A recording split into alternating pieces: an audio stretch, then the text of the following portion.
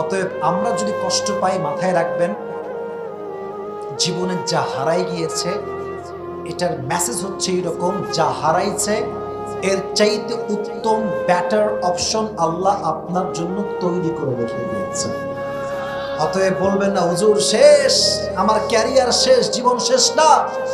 মুমিনের জীবন যেখান থেকে শেষ হবে, মুমিন সেখান থেকে আবার জীবন শুরু করবে। ঠিক না বলেন? মোটিভেশন ওয়ালা সাউফা ইউতিকা রাব্বুকা ফাতারদা। নবী হে, আমি আল্লাহ আপনার সমস্ত দুঃখ কষ্টকে হালকা করে দেব। এবার আল্লাহ তাআলা নবীকে তার নিয়ামত স্মরণ করাচ্ছেন যে কি কি নিয়ামত আমি দিয়েছি। আমি একটা বিষয় দেখতে পাচ্ছি, দুই একজন লোক, মাত্র 2-3 জন লোক যারা একটু পর পর উঠে আবার বসতেছে, মানে ভয়ে উঠে যায় আবার বসে যায়।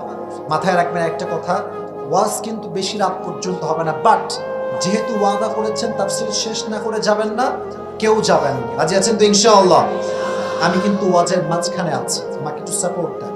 নবীজি বলছেন আলাম ইয়াজিদকা ইয়াতীমান ফাআওয়া। নবী, আমি কি আপনাকে ইয়াতীম পাই নাই? আপনি তো ইয়াতীম ছিলেন, ইয়াতীম থেকে আপনাকে এত বড় নবী হিসেবে কবুল করেছে একজন। আওয়াজ দিয়ে বলেন তো তিনি কে? নবী যখন ছোট্ট শিশু ছিলেন, মাত্র 6 ইয়ার্স, 6 বছর বয়স, আম্মা জানকে নিয়ে নবী যাচ্ছেন দূরের পথে মদিনার দিকে। হঠাৎ করে আম্মা জান ঘোড়ার পিঠ থেকে নেমে গিয়েছে, উটের পিঠ থেকে নেমে গিয়েছে, বলছে মুহাম্মদ আমার পেটে প্রচন্ড ব্যথা, তোমরা আমাকে একটু ধরো। সেই দিন নবীর সঙ্গে একজন দাসী ছিল, উম্মে আইমান। সে নবীজির আম্মা জানকে এইভাবে ধরেছে, এইভাবে দেখেন, এই যে দিকে, এই যে পেছন সাইডটা এমনে পড়ে গিয়েছে, উম্মে আইমান এমনে 2 হাত দিয়ে ধরেছে তার পিঠের সাইড। নবীজি দৌড় দিয়ে এসে বলছে আম্মা জান কি হয়েছে আপনার? আপনি ঠিক আছেন? আপনার কি হয়েছে আম্মা জান? বলছে ইয়া মুহাম্মদ, প্রত্যেকটা মানুষের জীবন একদিন শেষ ঘটবে। আজকে আমার জীবনের শেষ মুহূর্তে আমি চলে আসছি, বাট এটা আমার বিশ্বাস আছে, আমি যে সন্তান আমার পেট দিয়ে জন্ম দিয়েছি, আমার সন্তান সাধারণ কোনো মানুষ নয়, তুমি মুহাম্মদ গোটা বিশ্বকে আলোকিত করতে হবে। সুবহানাল্লাহ পড়েন।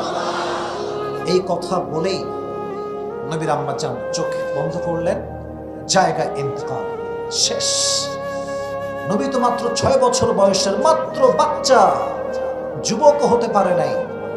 মায়ের মৃত্যুতে নবীজি শোকে দিশাহারা হয়ে গেলেন, কাঁদতে শুরু করলেন। আম্মা জান আপনি কোথায় গেলেন? উম্মে আইমান তাকে টেনে হিচড়ে পাহাড় থেকে নামিয়ে নিয়ে আসছে। যারা ওমরায় গিয়েছেন দেখবেন আবাওয়া, এখানে নবীজির মায়ের কবর দেওয়া হয়েছে, চতুর্পাশে পাথর আর পাথর। আমি গিয়ে ভাবলাম কি রে, এখানে চতুর্পাশে পাথর, নবীর আম্মাকে কবর দিল কেমনে, আর নবী গেল কেমনে? হাদিসে আসছে 57 বছর পরে, 63 বছরের বয়সে যখন নবীজি মায়ের কবরের পাশ দিয়ে যাচ্ছেন, বলছেন হে সাহাবা একরাম যাও তোমরা, যে যার জায়গায় ফিরে যাও, আজ আমি আমার মায়ের সঙ্গে কথা না বলে বাসায় যাব। জোরে সোরে সুবহানাল্লাহ আপনারা বললেন না সবাই ভাইরা? আজকে মায়ের সঙ্গে আমি কথা বলেই যাব। নবীজি এদিকে তাকান, আমার বডিতে মাঝে মাঝে দেখবেন বাচ্চারা এই যে 2 হাঁটু আছে না, 2 হাঁটু তুলে এমনে করে দেখবেন মাঝে মাঝে কাঁদে, এটা হচ্ছে মায়া কান্না। বাচ্চারা 2 হাঁটু তুলে এমনে কাঁদে। তো নবীজি কবরের পাশে বসেছেন, বিশ্ব নবী সাইয়্যিদুল কাউনাইন সাইয়্যিদুল মুরসালিন কবরের পাশে একজন বাচ্চার মতো বসে আছে, 2 হাঁটু তুলে এমনে 2 চোখ থেকে কাঁদতেছে, ফুপিয়ে ফুপিয়ে বলছে আম্মা জান আপনি তো জানতেন যে দুনিয়াতে আপনি ছাড়া আমার কেউ ছিল না, আপনি আমাকে রেখে কোথায় চলে গেলেন? আপনি কোথায় গেলেন আমাকে রেখে? আম্মা জান দুনিয়া বড় স্বার্থপর, প্রকৃতপক্ষের ভালো শুধুমাত্র মাই বাসতে পারে, দুনিয়ার কোনো মানুষ মায়ের মতো কাউকে ভালোবাসতে পারে না, ঠিক কিনা? আপনি আমাকে রেখে কোথায় গেলেন আম্মা জান? নবীজি ফুপিয়ে ফুপিয়ে কাঁদছেন। সাহাবায়ে কেরামের হাদিস থেকে এই কথা আসছে। তো আল্লাহ বললেন আলাম ইয়াজিদকা ইয়াতীমান ফাআওয়া। নবী আপনি তো ইয়াতীম ছিলেন, আপনাকে বড় করেছে, আশ্রয় দিয়েছে একজন, তিনি কে? এবার আল্লাহ বলছেন ওয়াজাদাকা দাল্লান ফাহাদা। ও নবী আপনি পথ ভুলে গিয়েছেন, আপনাকে সঠিক পথের দিশা দিয়েছে একজন, তিনি কে? এবার আসেন একটা সুন্দর আয়াত, সুন্দর মোটিভেশন। এটা বুঝতে হলে আমাকে জবাব দিতে হবে। আল্লাহ বলছেন ওয়াজাদাকা আইলান ফাগনা, নবী আপনি একজন গরিব মানুষ ছিলেন, আপনাকে ধনী বানিয়েছে কে? এবার আসেন প্রশ্ন করি, টেস্ট করি যে আপনাদের মনোযোগ কতটুকু আছে এবং আপনারা কতটুকু নলেজ ইসলামের রাখেন। তাকবীর দেন, লিল্লাহি তাকবীর। মুরব্বী আব্বা জানরা, যুবক ভাই ডানে বামে যারা আছেন, listen to me with full concentration, মনোযোগ দিয়ে শুনবেন। বলেন তো নবীজির the first wife, যিনি প্রথম ওয়াইফ ছিলেন, তিনি কি কুমারী ছিলেন না ডিভোর্সড ছিলেন? বলেন তো সেই নারীর নাম ছিল কি?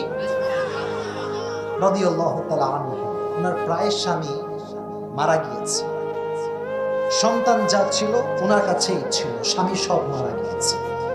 আল্লাহ বলছেন নবী আমি আপনাকে ধনী থেকে গরিব, গরিব থেকে ধনী কেমন করে বানিয়েছি জানেন? আপনাকে এমন একটা বউ দিয়েছি যেই বউটা আরব বিশ্বের সবচাইতে ধনী ঘরের নারী। সুবহানাল্লাহ পড়লেন না?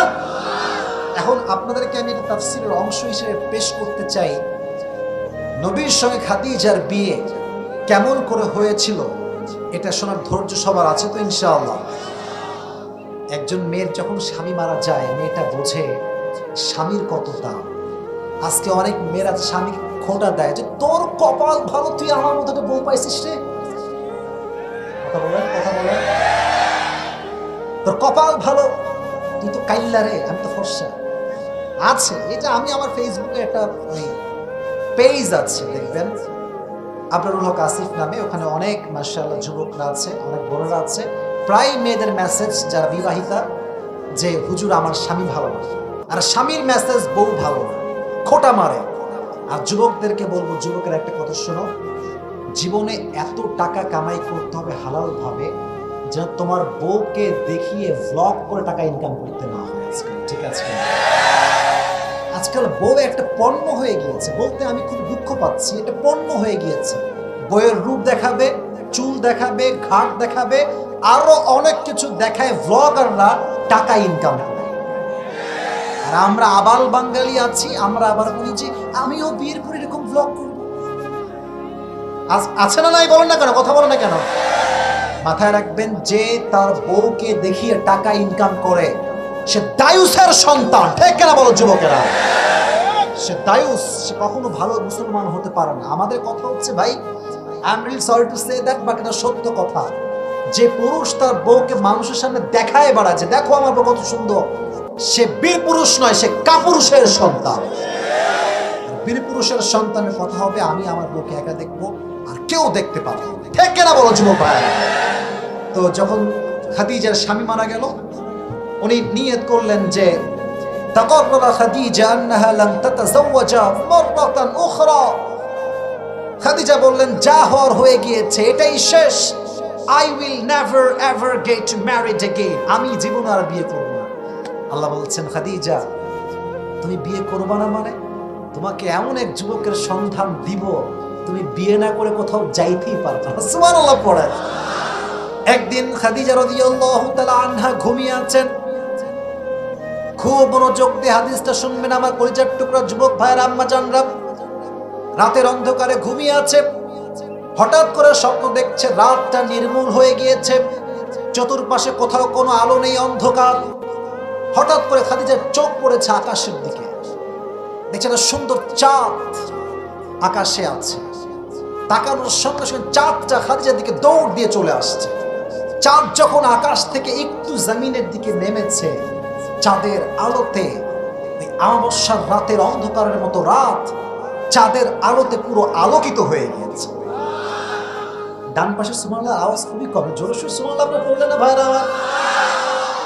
অন্ধকার রাত আলো হয়ে গিয়ে চাঁদের মাধ্যমে, এটা দেখে তার ঘুম ভেঙে গেছে যে আমি কি দেখলাম এইটা। তার চাচা ছিলেন একজন স্বপ্নের ব্যাখ্যাবিদ। ঘুম থেকে উঠেই দেরি না করে তাৎক্ষণিক চাচার কাছে গিয়েছে, চাচা জান আমি এরকম স্বপ্নে দেখেছি চাঁদ আকাশ ভেঙে আমার দিকে ছুটে আসছে আর চাঁদের আলোতে পুরো রাতটা জ্যোৎস্নার মতো আলোকিত হয়ে গিয়েছে। তো চাচা, what is the explanation of this dream? মা তা'বিরু হাযাল হুলম? এই স্বপ্নের ব্যাখ্যাটা কি? চাচা তাওরাত খুললেন, ইনজিল খুললেন, সব পড়ে উনি বুঝতে পারলেন যে ভাতিজি শোনো, এই স্বপ্নের ব্যাখ্যা হচ্ছে এই শেষ নবী যিনি হবে তাকে আল্লাহ তাআলা তোমার স্বামী হিসেবে কবুল করেছে। উনি তো খুশিতে বাগবাগু, আরে সব স্বামী চলে গিয়েছে, এবার একটা স্বামী মনে হয় আমার কপালে জুটবেই জুটবে। বাট অবাক করা বিষয় হচ্ছে নবীর সঙ্গে তার কোনোদিন দেখা হয় নাই, কোনোদিন মিট হয়নি যে তিনি দেখতে আসলে কেমন হবে। তো নবী ছিলেন মক্কার জমিনে একজন বিশাল বিশ্বস্ত ব্যবসায়ী, টাকা পয়সা কম ছিল বাট বিশ্বস্ত মানুষ ছিলেন। কাফেররা ইহুদিরা নবীর সঙ্গে ব্যবসার ডিল করত। কাফেররা কাফেরকে যে পরিমাণ বিশ্বাস করত না, তার চাইতে হাজার গুণ বেশি আমার নবীকে বিশ্বাস করত। আল আমিন, trusted, the most trusted worthy personality ever in the world, সবচাইতে বিশ্বস্ত মানুষ।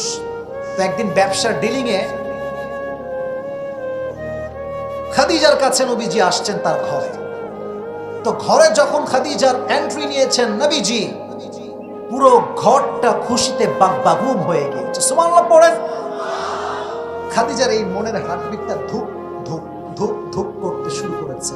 উনি কিন্তু শিওর না যে is he the last Messenger or not, উনি জানেন না। উনি তাওরাত খুললেন যে how will be the prophet look like, যে শেষ নবীর চেহারা কেমন হবে। উনি জানতে পারলেন শেষ নবী হবে সুঠাম দেহের একজন মানুষ, তার বুক হবে উঁচা, পেট হবে নিচা। কানা রাবাতাম মিনাল কওম, the prophet will be medium of size, neither tall nor short, খুব বেশি লম্বা হবে না, খুব বেশি বাটু হবে না, মিডিয়াম সাইজের মানুষ হবে। উনি আরো পড়লেন Azharul লাউন, the prophet will be bright color, নবীর গায়ের রংটা হবে কালো নয়, আবার খুব সাদা নয়, আবার শ্যামবর্ণ নয়, নবীর গায়ের রংটা হবে লাবণ্যময়। আরো পড়তে শুরু করলেন আরো কি কি আছে, আরো কি কি আছে। উনি দেখলেন লেখা আছে শেষ নবীর চুল হবে পেছনের দিকে 3 সাইজে। এক, কখনো কানের লতি বরাবর, কখনো কানের মাঝ বরাবর, কখনো কাঁধ বরাবর। And the prophet was used to about long haircut and we call it babri cutting. এই পেছনে লম্বা চুল যেটা আমরা রাখি একদম গোজওয়ালা মোটা, এটাকে বলা হয় বাবরি কাটিং। নামটা কি? নবীর চুল হবে বড়। আর এই যে আপনারা টাঙ্গাইলের ভাইরা, আপনারা সবাই কাজী নজরুল ইসলামের নাম শুনেছেন? শুনছেন না আপনারা সবাই? ওনার ফেসবুকে ছবি দেখবেন যে ওনার চুলের এই মাঝখানে একটা সিঁথি আছে। নবীজির কানা ইউফাররিকু বাইনা শা'রি, নবীর এই চুলের মাঝখানে সিঁথি ছিল। যখন তিনি নামাজ পড়তে যেতেন আতর নিয়ে এই 2 চুলের মাঝখানে সিঁথিতে আতর দিতেন। যেখানে তিনি সেজদা দিতেন ওই সেজদার জায়গাটা খুশবুতে আমোদ হয়ে যেত। সুবহানাল্লাহ পড়েন।